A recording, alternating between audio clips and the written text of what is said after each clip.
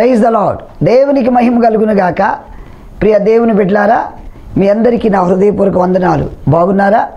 దేవుని కృపను బట్టి, మీ అందరి ప్రార్థన బట్టి మేము మా సంఘం అందరూ బాగున్నాం.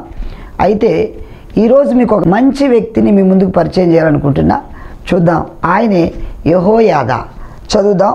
2వ దినవృత్తాంతముల గ్రంథము 24వ అధ్యాయము 15వ వచనం చదవండి. యెహోయాదా దుమ్ము గడిచి వృద్ధుడై చనిపోయెను.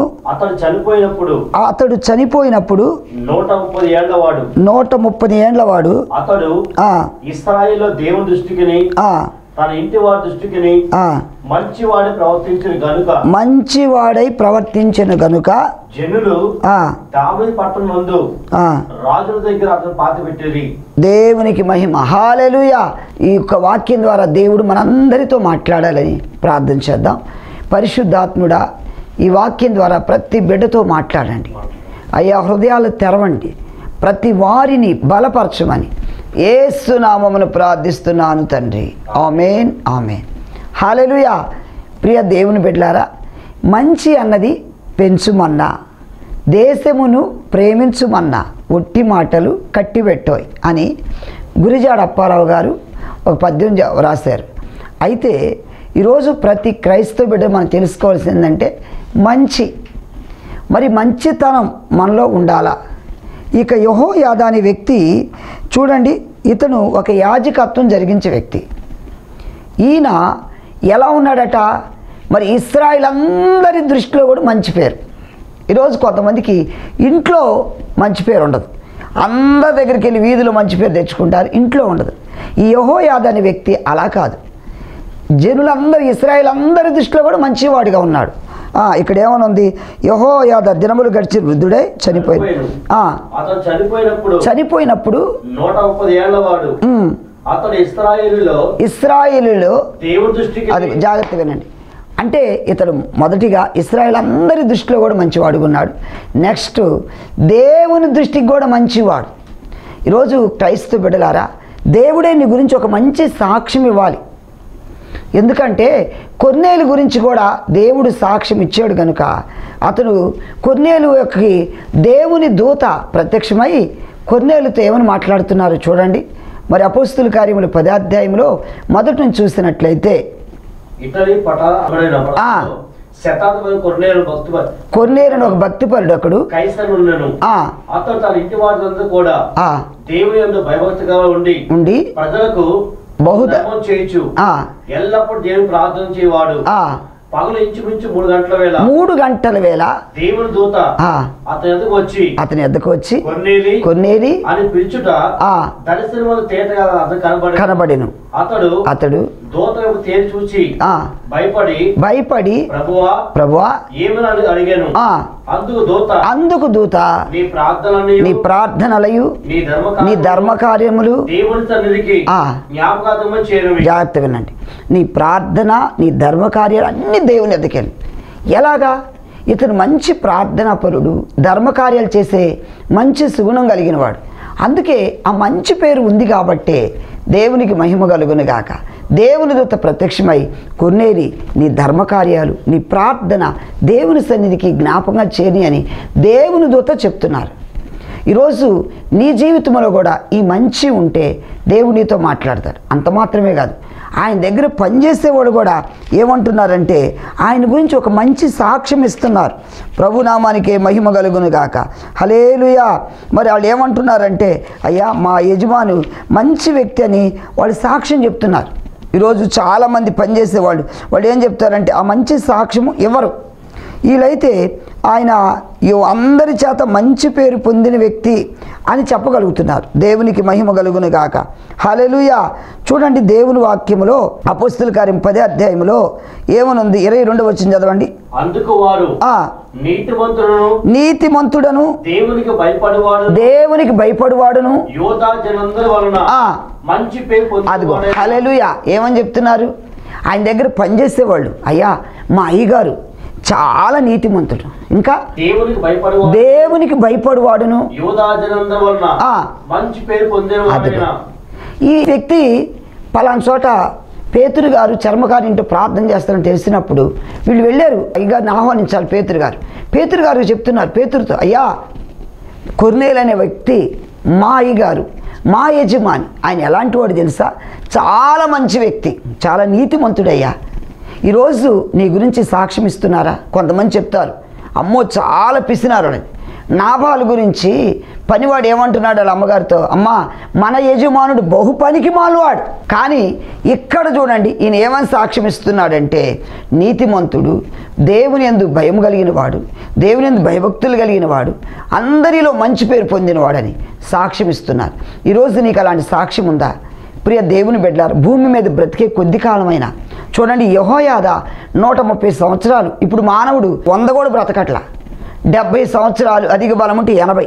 ఈ 70-80 కూడా గ్యారెంటీ లేని జీవితాలు మన బ్రతుకులు. 130 సంవత్సరాలు ఆయన బ్రతకగలిగాడు అంటే ఎంత నీతిమంతుడు చూడండి. యెహోయాదా ఎలా ఉన్నాడట? దేవుని దృష్టికిని ఇంటివాడి దృష్టికిని అది మంచివాడై ప్రవర్తించెను.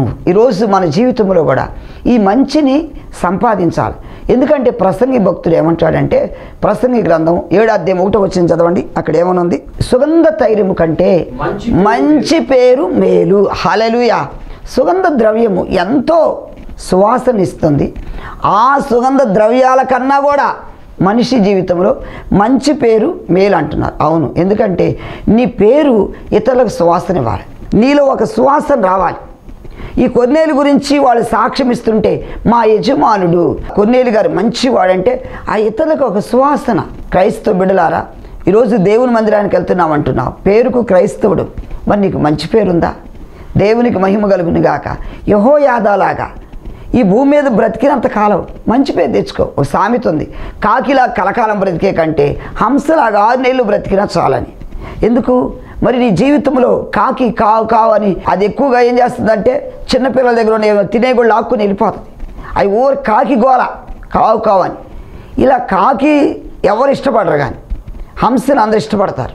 అలాగే నీ జీవితంలో కూడా బ్రతికిన కొంతకాలమైనా, బ్రతికిన కొన్ని దినాలైనా ఈ మంచిని సంపాదించుకో. అంతేగాని వాళ్ళు ఎలాంటి వాళ్ళు అలాంటి అని పేరు, చెడ్డ పేరు ఉండకూడదు. ఎందుకంటే మంచి సంపాదించాలంటే కొన్ని సంవత్సరాలు పడుతుంది.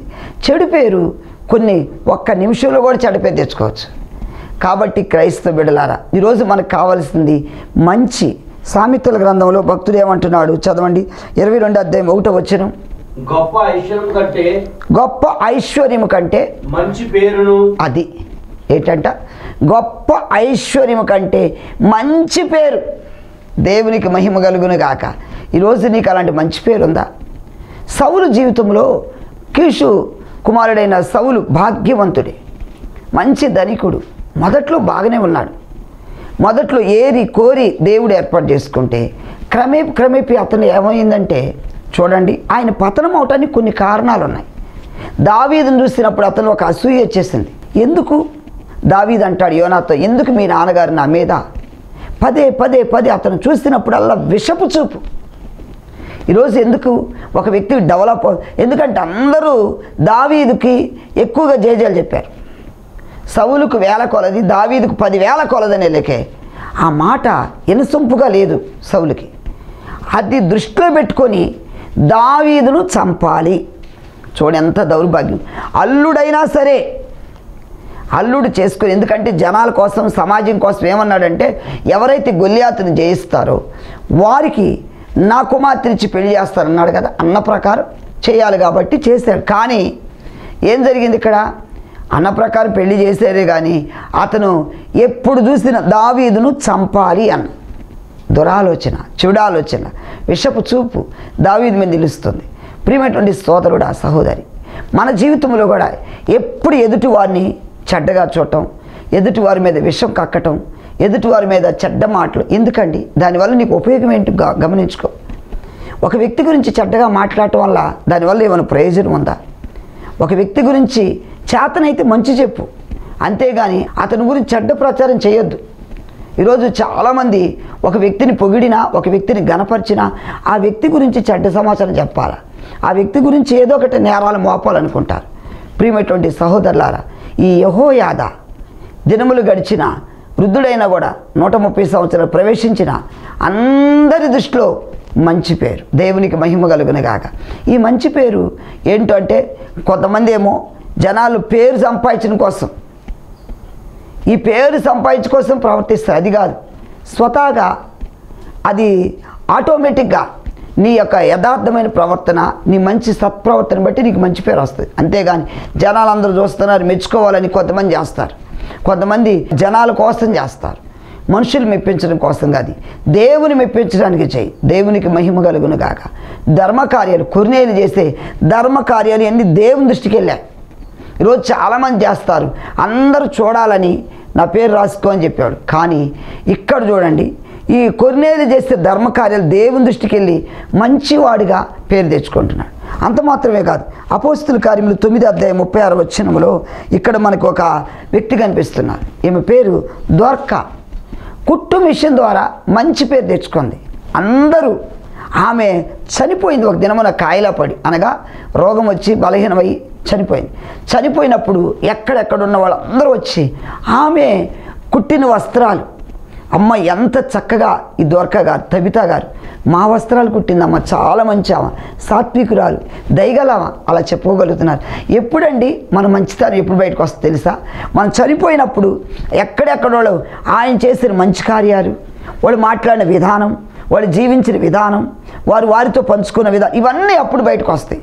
బ్రతికున్నప్పుడు కన్నా చనిపోయినప్పుడు ఆ పేరు అనేది పబ్లిసిటీ అయిపోద్ది. అమ్మో పలాని వ్యక్తి అండి, చాలా మంచివాడండి, చాలా మంచి వ్యక్తి అండి, చాలా దయగలవాడండి అని చెప్పుకుంటారు. ప్రియమైనటువంటి క్రైస్తవ బిడ్డలారా, ఎందుకంటే సచ్చాడులే, దుర్మార్గుడండి, అమ్మో బహు పనికి అనకూడదు.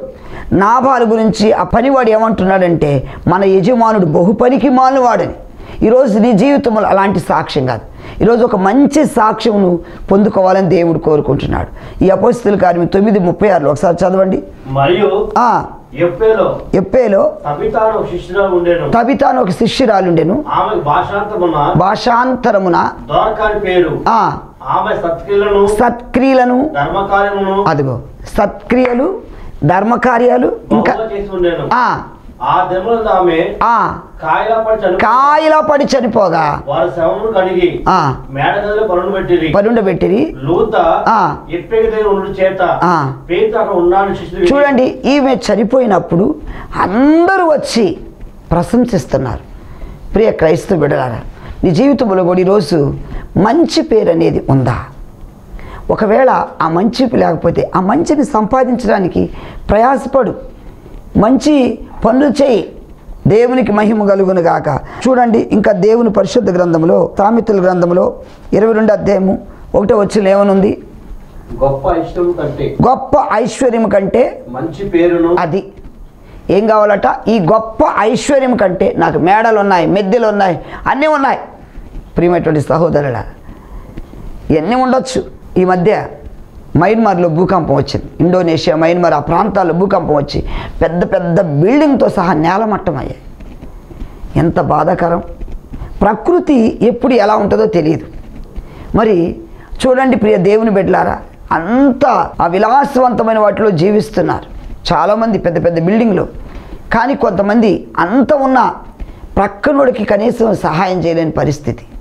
ఎందుకంటే బైబిల్ గ్రంథంలో వాళ్ళిద్దరు ఉన్నారు కదా, ధనవంతుడు, ఆయన తన ఇష్టం వచ్చినట్లు జీవించాడట.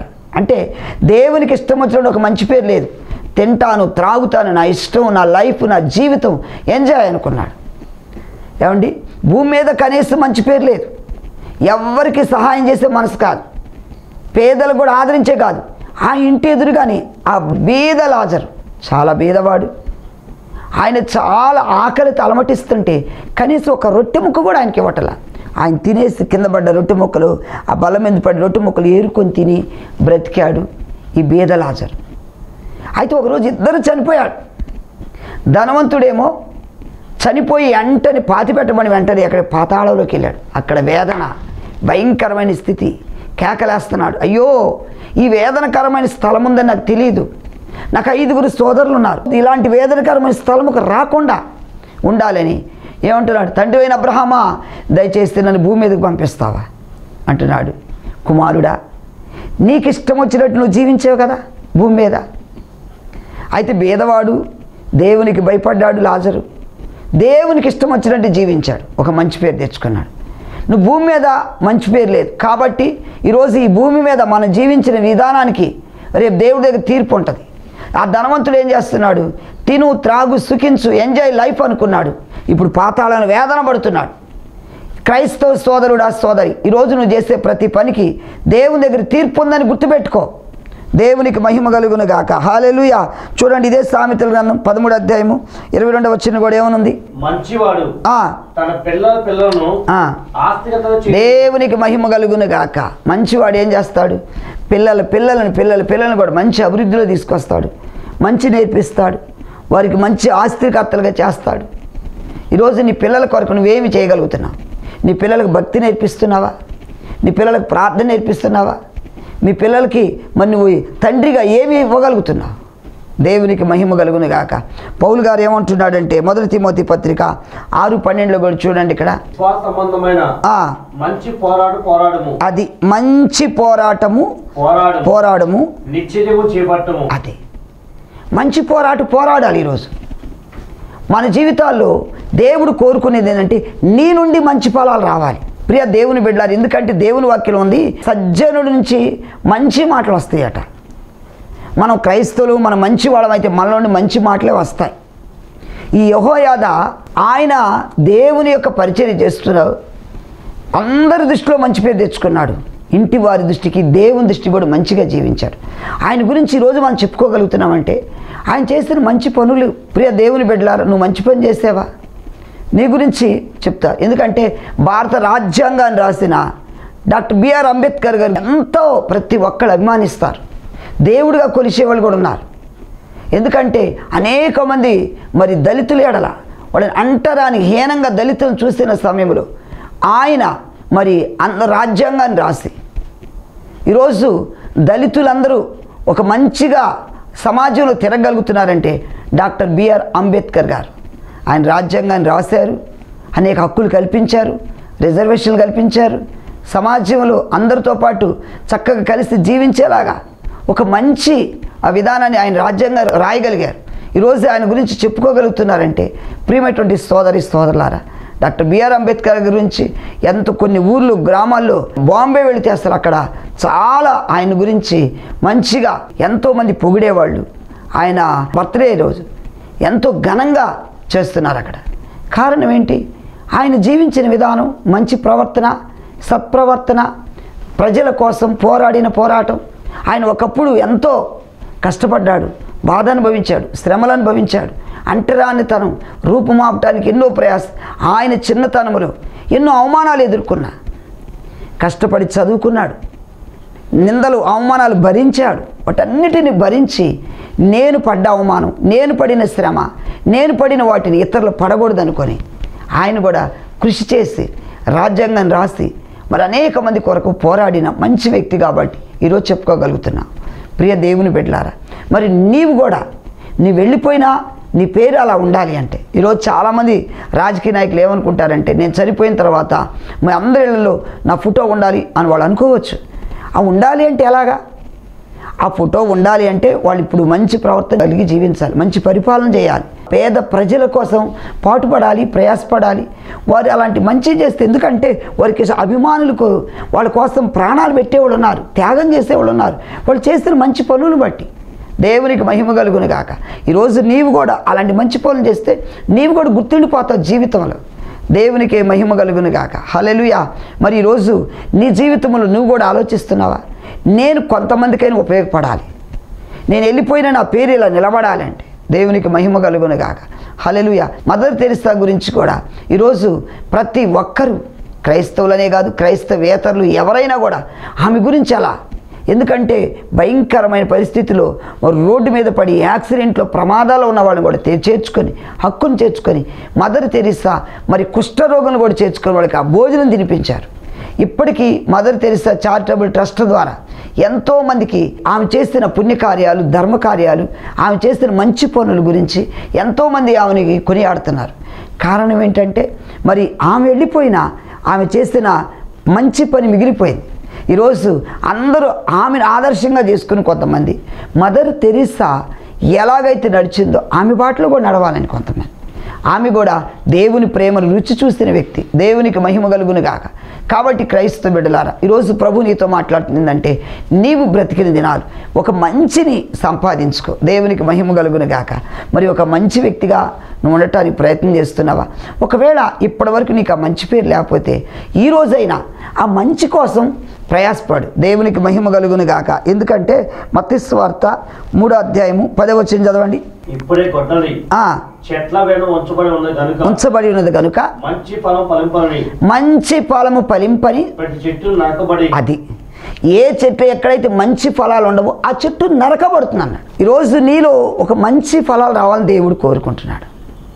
ప్రియమైనటువంటి క్రైస్తవ బిడ్డలారా, మంచి ఫలాలు ఫలించని ప్రతి చెట్టు కూడా నరకబడి అగ్నిలో పడేయబడుతుంది. అంటే మరి ఈ చెట్టు ఒక మానవ జీవితాన్ని సూచిస్తుంది. క్రైస్తవ బిడ్డగా నీలో ఒక మంచి లేదా, సత్ప్రవర్తన లేదా? అందుకే కయ్యూను గురించి కూడా దేవుడు అంటాడు, నువ్వు సత్ప్రవర్తన చేస్తే తల ఎత్తుకోవాలి. తన తమ్ముడు ఇచ్చిన అర్పణ దేవుడు అంగీకరించాడు. హేబేలు అర్పించిన అర్పణ దేవునికి సువాసన వెదజల్లింది. ఈ కయ్యూను కోపం వచ్చేసింది, కయ్యూనికి ద్వేషం వచ్చేసింది, కయ్యూనికి అసూయ వచ్చేసింది. నా తమ్ముడు అర్పణ అంగీకరించాడు దేవుడు, నా అర్పణ ఎందుకు అంగీకరించలేదని ఈ అక్కస్సుతో ఆ పొలంలోని తమ్ముడిని వెంటనే చంపేసేశాడు. ఇప్పుడు దేవుడు అడుగుతున్నాడు, కయ్యూను నీ తమ్ముడైన హేబేలు ఎక్కడా? ఎందుకంటే ఇప్పుడు అంటున్నాడు, పైగా నా తమ్ముడికి నేను కావాలి వాడినా? సమాధానం చెప్పే విధానం అదేనా? దేవునితో ఎలా చెప్తున్నాడు చూడు, నా తమ్ముడికి నేనేమైనా కావాలి వాడినా? పైగా చంపేశాడు. చంపడం కాదు, ఇక్కడ అబద్ధం ఆడుతున్నాడు.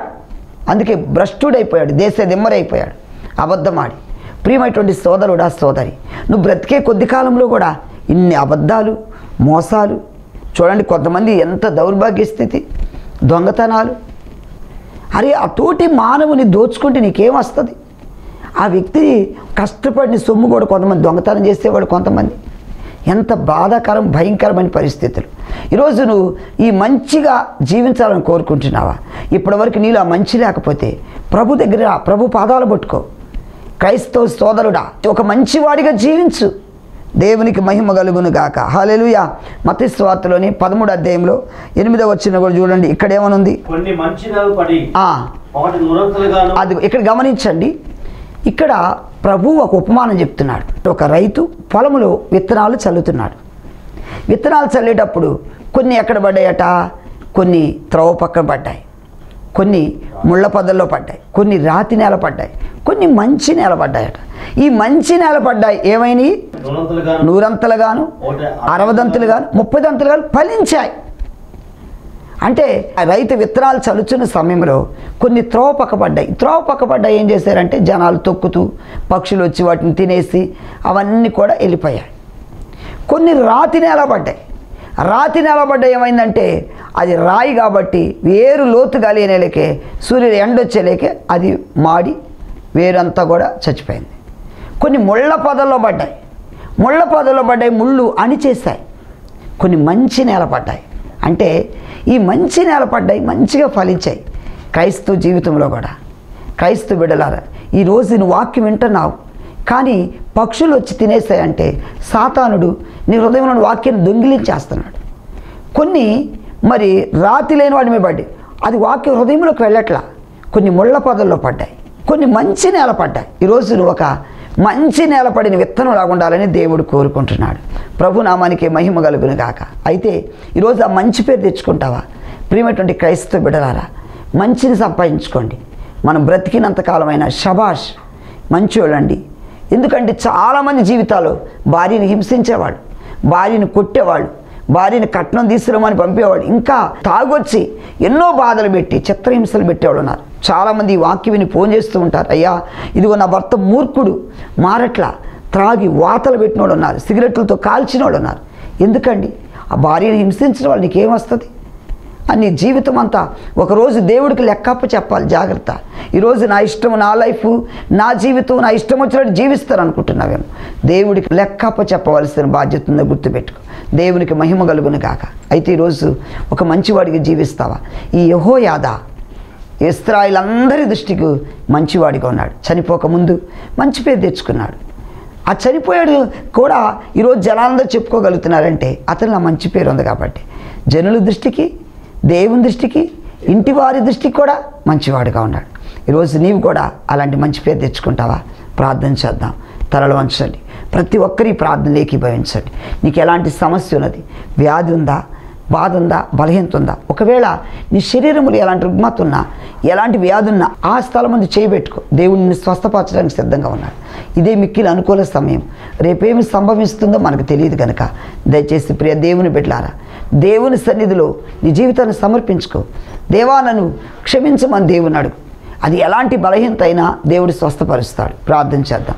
పరిశుద్ధుడా నీకే స్తోత్రములు నాయన. ఈరోజు మీరు మాట్లాడిన విధానమును బట్టి నీకు స్తోత్రములు నాయన. మంచి పేరు కావాలి నాయన. యెహోయాదా అయ్యా, అతను ఏ విధంగా అయితే మంచి పేరు తెచ్చుకున్నాడు, ఇదిగో వాక్యం విన్న ప్రతి ఒక్కరికి మంచి పేరునివ్వండి నాయన. ప్రతి బలహీనతలను యేసు నామములో నిర్మూలన చేయండి నాయన. అద్భుతం చేయండి ప్రభా. ఆశ్చర్యకార్యాలు చేసే దేవా అయ్యా, ఈ వాక్యం వింటున్న ప్రతి బిడ్డను మీరు దీవించండి. యేసు నామములో ప్రతి బలహీనత నార్మల్ అయిపోవాలయ్యా. బిడ్డలను ముట్టి స్వస్థపరిచి నీ మేలుతో నింపమని, క్షేమం ఇచ్చి కాపాడమని యేసు నామమును ప్రార్థిస్తున్నాము తండ్రి. ఆమేన్, ఆమేన్, ఆమేన్. హల్లెలూయా. ప్రియ దేవుని బిడ్డలారా, ఇంతవరకు ఈ వర్తమానం మీకు మీ కుటుంబాలకు ఆశీర్వాదకరంగా ఉందని నమ్ముచున్నాను. ఇక ఆలస్యం ఎందుకు? మీ సంతోషాన్ని మాకు తెలియపరచగలరు.